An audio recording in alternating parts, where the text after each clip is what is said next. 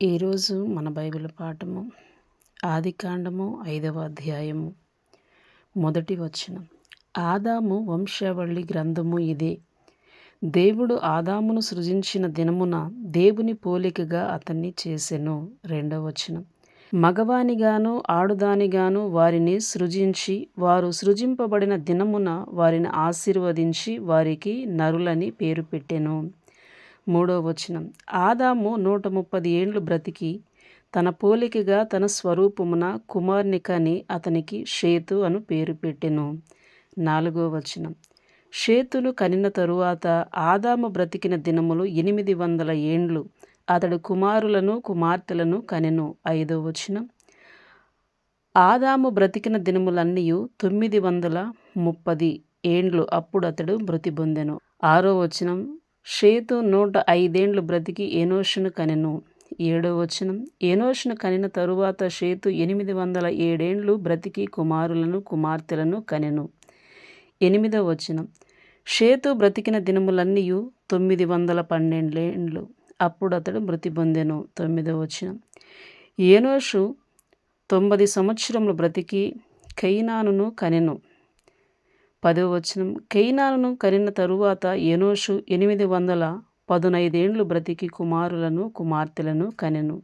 11వ వచనం. ఏనోషు దినములన్నీయు 905 ఏండ్లు. అప్పుడు అతడు మృతి పొందెను. 12వ వచనం. కైనాను 70 ఏండ్లు బ్రతికి మహలలేలును కనెను. 13వ వచనం.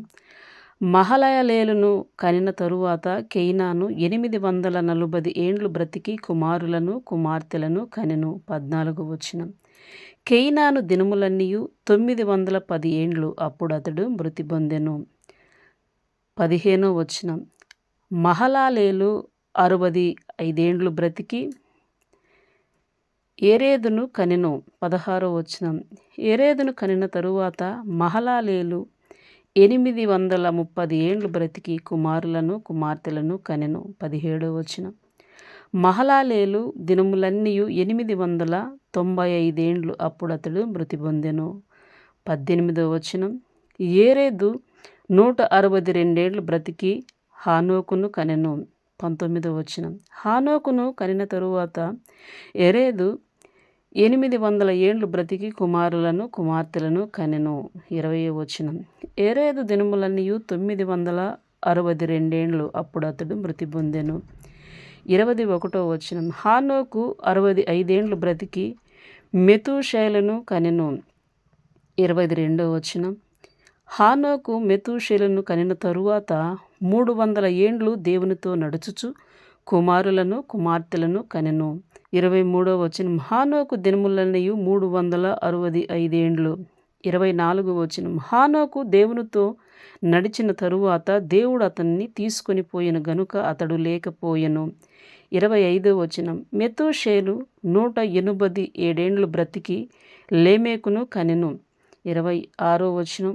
మెతూషేల లేమెకును కనిన తరువాత 782 ఏండ్లు బ్రతికి కుమారులను కుమార్తెలను కనెను. 27వ వచనం. మెతూషేల దినములన్నీయు 969 ఏండ్లు. అప్పుడు అతడు మృతి పొందెను. 28వ వచనం. లేమెకు 182 ఏండ్లు బ్రతికి ఒక కుమారుని కని. 29వ వచనం. భూమిని యెహోవా శపించినందువలన కలిగిన మన చేతుల కష్టము విషయములోను మన పని విషయములోను ఇతడు మనకు నెమ్మది కలుగజేయుననుకొని అతనికి నోవాహు అని పేరు పెట్టెను. 30వ వచనం. లేమెకు నోవాహును కనిన తరువాత 195 ఏండ్లు బ్రతికి కుమారులను కుమార్తెలను కనెను. 31వ వచనం. లేమెకు దినములన్నీయు 770 ఏండ్లు. అప్పుడు అతడు మృతి పొందెను. 32వ వచనం. నోవాహు 500 ఏండ్లు గలవాడై షేమును హామును యాపేతును కనెను.